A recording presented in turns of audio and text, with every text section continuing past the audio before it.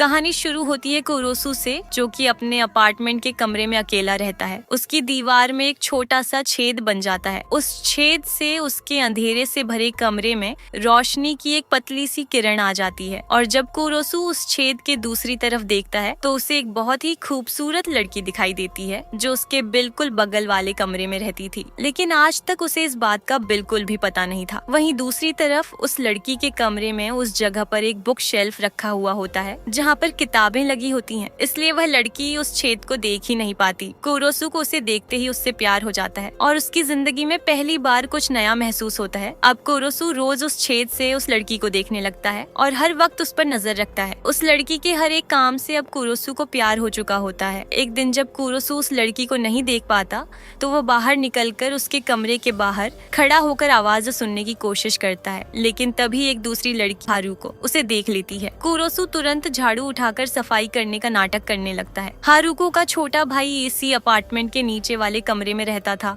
लेकिन वह दरवाजा नहीं खोल रहा होता, इसलिए हारुको अपने भाई के लिए खाना वहीं दरवाजे के पास रखकर चली जाती है। और कुरोसू के पास कोई नौकरी नहीं थी, जिसकी वजह से वह कई दिनों से अच्छा खाना नहीं खा पाया था, इसीलिए कुरोसू वो खाना खाने लग जाता है। लेकिन तभी उसके बगल वाले कमरे की वही लड़की बाहर आकर उसे देख लेती है। उस लड़की का नाम होता है रियो। रियो उससे पूछती है, तुम भी इसी अपार्टमेंट में रहते हो? कुरोसू हाँ में जवाब देता है। तभी रियो के हाथ में चाकू देखकर वह थोड़ा डर जाता है। रियो कहती है, मैं खाना बना रही थी, क्या तुम मेरे साथ खाना खाओगे? कुरोसू मान जाता है और रियो के कमरे में चला जाता है। दोनों साथ बैठकर खाना खाते हैं। कुरोसू को वह खाना बहुत पसंद आता है। इसके बाद से कुरोसू सुबह शाम हर वक्त उस छेद से रियो को देखने लगता है। रियो भी उसे कई बार अपने घर खाने पर बुलाती है और कुरोसू हमेशा उसके घर ही जाकर खाना खाता रहता है। लेकिन एक दिन उसे महसूस होता है कि ये सब गलत है और कब तक ऐसे चलेगा। वह रियो से कहता है, तुम मेरे साथ इतना अच्छा क्यों बर्ताव करती हो? रोज मेरे लिए खाना बनाती हो, जबकि तुमने देखा होगा मैं ना नौकरी करता हूँ ना कॉलेज में एडमिशन ले पाया। कुरोसू कहता है, तुम्हें भी लगता होगा ना ये लड़का कब तक मेरे साथ ऐसे ही खाना खाता रहेगा। लेकिन रियो हंसकर मना कर देती है। उसे भी कुरोसू पसंद आने लगता है। यहीं पर कुरोसू समझ जाता है कि इस तरह चुपचाप रियो को देखना गलत है, इसीलिए वह घर आकर छेद को बंद कर देता है।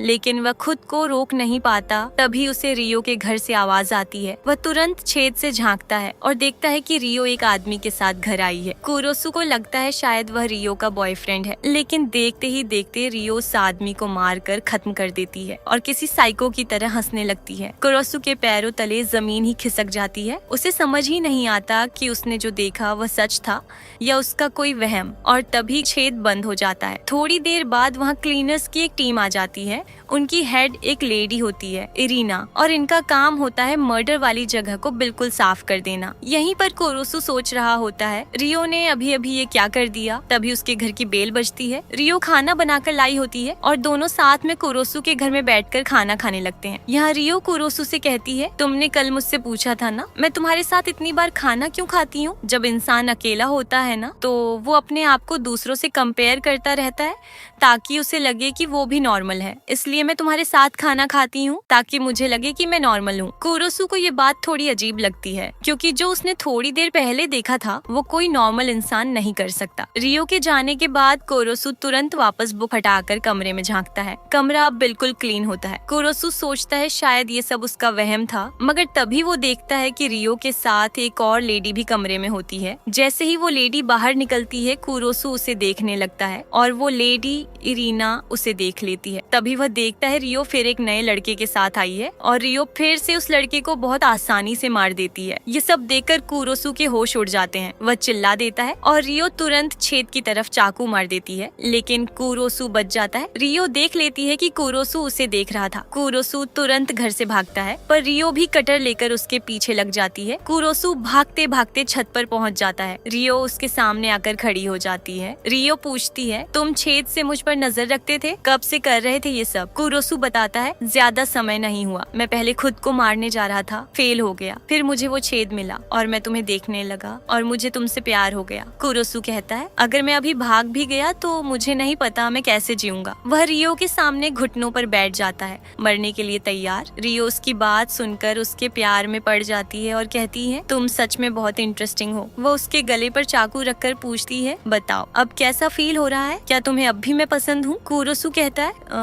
हाँ मैं अब भी दिल से तुम्हें डेट करना चाहता हूँ। रियो उसे नहीं मारती बताती, उसका खून टेस्ट करके बोलती है फ्रेश ब्लड बिल्कुल नमक जैसा लगता है। कुरोसू सोचता है ये लड़की पागल वागल है क्या, लेकिन फिर भी मौका देखकर वह उसे किस करने की कोशिश करता है। रियो रोक देती है, अभी नहीं, वरना मैं तुम्हें मार दूंगी, अभी सिर्फ छेद से मुझे देखते रहना। अगले दिन रियो अपने कमरे से छेद की तरफ देखती है और दोनों दोबारा खाना खाने लगते हैं। कुरोसू अब रियो के लिए काम करने का फैसला कर लेता है और अगले दिन एक स्टोर में जॉब शुरू कर देता है। रात को जब वह घर आता है दोनों छेद से बात करते हैं और अगले दिन कुरोसू रियो के साथ उसके कॉलेज चला जाता है। रियो सबको बताती है कुरोसू मेरा बॉयफ्रेंड है। ये सुनकर सब लड़कों का दिल टूट जाता है। कुरोसू मजाक में कहता है लगता है मुझे यहाँ एडमिशन लेकर तुम्हारे पीछे घूमने वाले लड़कों को मारना पड़ेगा। रियो उसकी तरफ बढ़ती है, सब लड़के डर जाते हैं कि शायद वह कुरोसू को किस कर देगी, लेकिन रियो उसके कान में कहती है भूल मत, मैं एक किलर हूँ, किसी को भी आसानी से ठोक सकती हूँ। कुरोसू पूछता है तुम कब से ये सब कर रही हो। रियो कोई जवाब नहीं देती। फिर जब दोनों बाहर घूमने जाते हैं रियो बीच रास्ते में ही प्लास्टिक शीट पहनकर एक लेडी को मार देती है और जब भी वह कुरोसू के साथ बाहर जाती किसी न किसी को रोज मार देती। कुरोसू पूछता है तुम इन्हें क्यों मार रही हो, इन्होंने क्या बिगाड़ा। रियो कहती है मैं किलर हूँ पर मेरे रूल्स हैं, मैं सिर्फ उन लोगों को मारती हूँ जिन्होंने कुछ बुरा किया होता है। कुछ दिनों बाद जब कुरोसू न्यूज़पेपर देखता है किसी भी मर्डर की कोई न्यूज नहीं होती। उसे समझ नहीं आता पुलिस को बॉडीज मिल क्यों नहीं रही। फिर जब कुरोसू घर आता है उसे हारुको का भाई दिखता है जो कैट को खाना खिला रहा होता है। दोनों थोड़ी देर बात करते हैं और पता चलता है कि हारुको का भाई कैट्स बहुत पसंद करता है। इसके बाद कुरोसू पार्क में रियो को देखता है, सोचता है ये लड़की लोगों को सब्जियों की तरह काट देती है, लेकिन क्या करे, क्यूट तो है। वह रियो को चॉकलेट देता है और दोनों काफी दिन ऐसे ही अच्छा टाइम स्पेंड करते हैं। फिर एक दिन हारुको स्टोर में कुरोसू से मिलती है। कुरोसू उससे अच्छे से बिहेव करता है और पैसे भी नहीं लेता। घर आकर वह तुरंत रियो को देखने लगता है, लेकिन अंधेरे के अलावा कुछ नजर नहीं आता। टॉर्च से देखने पर एक नोट लगा होता है 10 बजे तक अपने कमरे में ही रहना। कुरोसू खुशी से खाना बनाने की तैयारी करने लगता है, मगर तभी उसे रियो के कमरे से आवाज आती है। कुरोसू जब वहाँ झांकता है तो देखता है कि रियो ने हारुको के भाई को बांध रखा है और रियो उसे मारने जा रही होती है। तभी कुरोसू चिल्लाकर कहता है रुक जाओ रियो, उसे मत मारो, उसने आखिर किया क्या है। लेकिन रियो कुरोसू से कहती है चुप रहो और ध्यान से देखो मैं इसे कैसे मारूंगी। और फिर रियो हारुको के भाई का गला पकड़कर उसे काट देती है। वह वहीं पर मर जाता है। कुरोसू बिल्कुल शॉक में रह जाता है, उसे समझ ही नहीं आता कि रियो ने ऐसा क्यों किया। तभी रायो के कमरे में क्लीनर्स और उनकी हेड रीना आ जाती हैं। ये सब देखकर कुरोसू तुरंत रियो के कमरे में चला जाता है और रीना से पूछता है तुम कौन हो और यहाँ क्या कर रही हो। रीना कहती है मैं क्लीनर्स की हेड हूँ, हम लोग बॉडीज ले जाते हैं और मर्डर वाली जगह को इतना साफ कर देते हैं कि किसी को कुछ पता ही न चले। रीना अपने लोगों से कहती है इस बॉडी की हालत पहले ही काफी खराब हो चुकी है, इसलिए इसे यहीं काट दो। और वे लोग हारुको के भाई की बॉडी को वहीं काटना शुरू कर देते हैं। फिर रीना कुरोसू को बताती है बहुत सारे लोग बॉडी पार्ट्स खरीदते हैं और उन्हें ज्वेलरी की तरह यूज करते हैं, बिल्कुल मेरी तरह। कुरोसू उसकी इयररिंग्स देखकर डर जाता है। फिर वह पूछता है लेकिन रियो कहाँ गई और उसने हारुको के भाई को क्यों मारा। रीना कहती है खुद चलकर देख लो। वह कुरोसू को हारुको के भाई के कमरे में ले जाती है और वह कमरा किसी सामान्य इंसान का कमरा बिल्कुल नहीं लग रहा होता। वहाँ बहुत सारी कैट्स की डेड बॉडीज पड़ी होती हैं। हारुको का भाई आसपास की बिल्लियों को खाना देकर फंसाता था, फिर उन्हें मारकर उन पर एक्सपेरिमेंट करता था। ये सब देखकर कुरोसू के होश उड़ जाते हैं। रीना कहती है इतना घबरा क्यों रहा है, तेरा भी तो यही हाल होने वाला है। रियो किसी से भी ऐसे ही दोस्ती नहीं करती, वो जरूर तुझे मार देगी। कुरोसू घबराकर अपने कमरे में आकर लेट जाता है। जब रियो डोर नॉक करती है तभी वह दरवाजा नहीं खोलता। उसकी आंखों के सामने बार बार वही सीन आ रहा होता है जब रियो ने हारुको के भाई को मारा था। तभी रियो विंडो से अंदर आ जाती है और कहती है तुम दरवाजा क्यों नहीं खोल रहे। कुरोसू झूठ बोलता है मेरी तबीयत ठीक नहीं है। ये सुनकर रियो उसके पास लेट जाती है और कहती है मैं तुम्हारी तबीयत ठीक कर देती हूँ। लेकिन अब कुरोसू को रियो के करीब आने से भी डर लगने लगता है। वह कहता है लोगों को मारना गलत है। इस बात पर दोनों में झगड़ा हो जाता है। कुरोसू कहता है मैं ये सब और नहीं देख सकता। ये सुनकर रियो तुरंत वहाँ से चली जाती है, लेकिन दिल से कुरोसू को रियो अब भी क्यूट लग रही होती है। अगले दिन स्टोर से वापस आते वक्त कुरोसू को हारुको दिखती है। वह अपने भाई को ढूंढने आई होती है पर उसे कहीं नहीं मिलता। हारुको पूछती है क्या तुमने मेरे भाई को देखा। कुरोसू मना कर देता है। तभी रियो इन दोनों को साथ बात करते हुए देख लेती है। हारुको रियो को हेलो बोलती है और कहती है मेरा भाई यहीं रहता है, मैं उसे मिलने आई थी। रियो कहती है चलो मेरे घर खाना खाते हैं, लेकिन कुरोसू तुरंत मना कर देता देता है, नहीं हमें काम से बाहर जाना है। कुरोसु हारुको से कहता है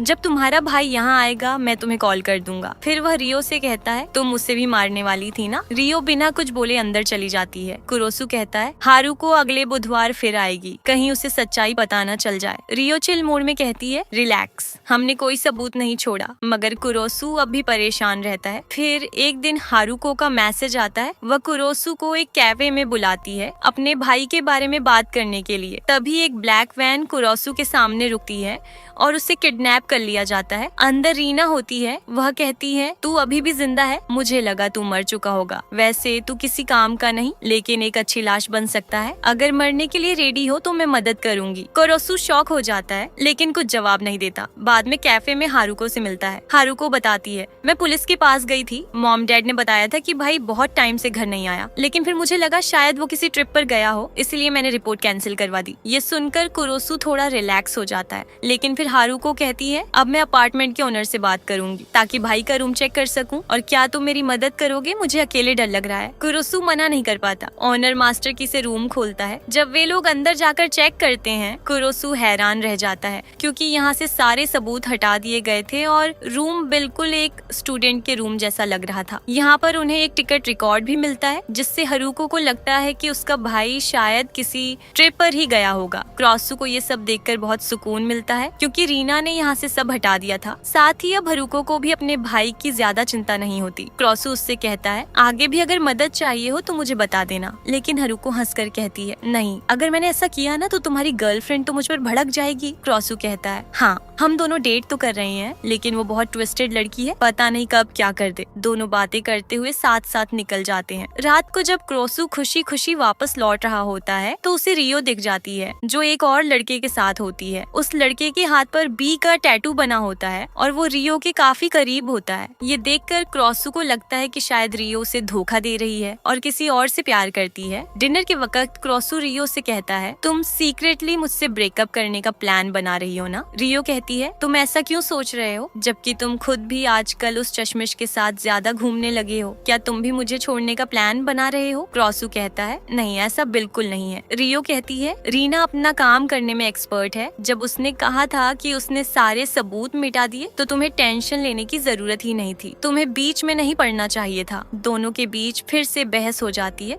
और रियो गुस्सा हो जाती है। कुरोसु उसे मनाने के लिए उसे हक करता है और किस करने वाला होता है, लेकिन रियो फिर से रोक देती है और कहती है मैं तुम्हें मार डालूंगी। अब हम बी गैंग के अड्डे पर आते हैं। रियो यहाँ पर आती है। एक आदमी उस पर हमला करता है लेकिन रियो बच जाती है और उनका लीडर उस आदमी को रोक देता है। वो आदमी कहता है जिसे तुमने मारा वो मेरा बहुत अच्छा दोस्त था। दरअसल जिसके साथ कुरोसु ने रियो को देखा था, रियो ने उस आदमी को भी मार दिया था। जब ये बात लीडर को पता चली तो उसने रियो को ऑफर दिया कि वो उनकी गैंग ज्वाइन कर ले, लेकिन रियो ठुकरा देती है और वहाँ से निकलने लगती है। तब लीडर कहता है जो तुम्हारा नेबर है वो तुम्हारा बॉयफ्रेंड भी है ना, क्या हो अगर मैं उसे ही खत्म कर दूं। रियो कोई जवाब नहीं देती। इधर कुरोसु स्टोर से काम करके घर जा रहा होता है, तभी बाहर उसे रियो मिल जाती है जो उसका ही वेट कर रही होती है। रियो कुरोसु के साथ घर आती है। यहीं पर उन्हें हारुको मिल जाती है। हारुको कहती है मुझे थाईलैंड से मेरे भाई का मेल आया है, वो थाईलैंड गया है और इस लेटर में लिखा है कि ये बात मैं तुम्हें बता दूं। कुरोसु ये सुनकर हैरान हो जाता है क्योंकि उसे पता होता है कि ये सब किसने भेजा है। यहीं हारुको थोड़ी परेशान हो जाती है। वो सोचती है मेरा भाई थाईलैंड में क्या कर रहा होगा। सब लोग रियो का बनाया हुआ खाना खा रहे होते हैं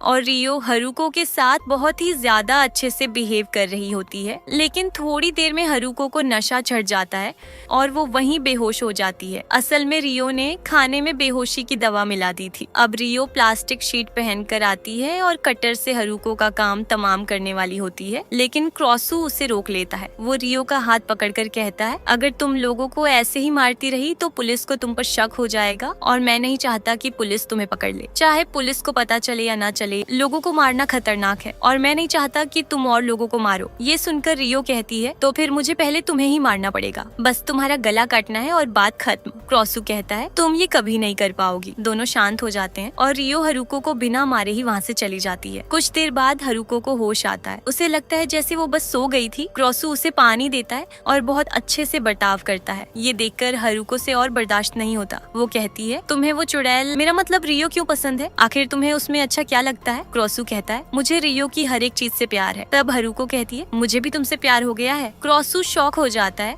और सारा पानी हारुको पर गिर जाता है। क्रोसू तुरंत कपड़े से उसे साफ करने लगता है और तभी रीना आकर उन्हें देख लेती है। क्रोसू रीना को देखकर हैरान रह जाता है। हारुको तुरंत वहाँ से निकल जाती है। रीना कहती है, ये जिंदा क्यों है? इसे तो मर जाना चाहिए था। रीना कहती है, तुम्हारी वजह से पहली बार ऐसा हुआ है कि रियो ने मेरी बात सुनकर भी किसी को नहीं मारा। तुम एक भेड़ की तरह हो और रियो एक भेड़िया, इसलिए उससे दूर रहो। तुम दोनों कभी एक नहीं हो सकते। फिर रीना रियो से बात करती है और समझ जाती है कि क्रोसू की वजह से रियो बदलने लगी है। इधर हारुको दोबारा क्रोसू से मिलती है और उस दिन के लिए माफी मांगती है। वो कहती है, मैं सच में तुमसे प्यार करने लगी हूँ। क्रोसू मना करता है लेकिन हारुको पूरी कोशिश करती है। वो कहती है, रियो तुम्हारे लायक नहीं है। वो कभी तुम्हारे लिए नहीं बदलेगी। वो हमेशा वही करेगी जो वो चाहती है। क्रोसू चुप रह जाता है। जाते जाते हारुको कहती है, मेरी बातों पर सोचना और कल सुबह इसी कैफे में मुझसे मिलना। ये कहकर वो चली जाती है। क्रोसू उदास घर जा रहा होता है। तभी वही ब्लैक वैन दोबारा आ जाती है और क्रोसू को किडनैप कर लिया जाता है। इस बार उसे बी गैंग ने किडनैप किया होता है। लीडर क्रोसू को धमकाता है, तुम्हें रियो को मनाना होगा ताकि वो हमारे लिए काम करे,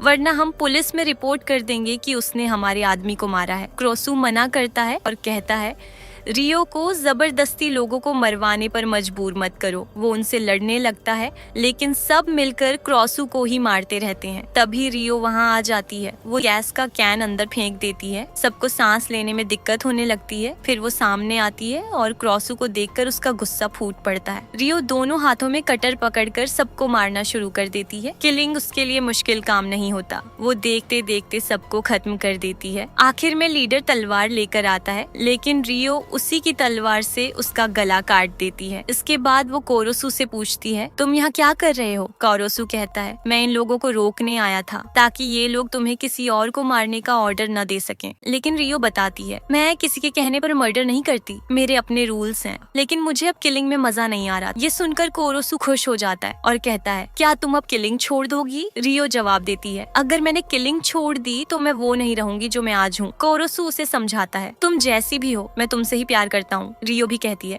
मुझे भी तुम पसंद हो। ये सुनकर कोरोसू पहली बार रियो को किस करता है और रियो उसे नहीं रोकती। लेकिन उसके तुरंत बाद रियो कोरोसू के पेट में कटर घुसा देती है। वो बिल्कुल वैसे ही करती है जैसे उसने पहले कहा था, अगर तुम मुझे किस करोगे तो मैं तुम्हें मार डालूंगी। कोरोसू के पेट में चाकू घुसाकर रियो कहती है, मैं काफी टाइम से एक ऐसे इंसान को मारना चाहती थी जिससे मैं बहुत प्यार करती हूँ और अब मुझे बहुत मजा आ रहा है। फिर कहानी थोड़ी आगे बढ़ती है। अब रियो अपना अपार्टमेंट शिफ्ट कर रही होती है और हमें पता चलता है कि उस दिन रियो ने कोरोसू को पूरी तरह से नहीं मारा था। कोरोसू अब भी जिंदा होता है और दोनों साथ में रहने का फैसला कर लेते हैं। साथ ही रियो सोच लेती है कि अब वो किलिंग का काम नहीं करेगी। रियो कहती है, ये काम मुश्किल होगा लेकिन देखना कोरोसू, एक दिन मैं तुम्हें जरूर मारूंगी। और इस तरह दोनों अपने नए घर की तरफ चलते हुए चले जाते हैं और इसी एंडिंग के साथ कहानी खत्म हो जाती है। दोस्तों, आपको ये मूवी कैसी लगी कमेंट करके जरूर बताना और अगर वीडियो पसंद आए तो लाइक करो और चैनल को सब्सक्राइब कर लो। मिलते हैं नेक्स्ट वीडियो में।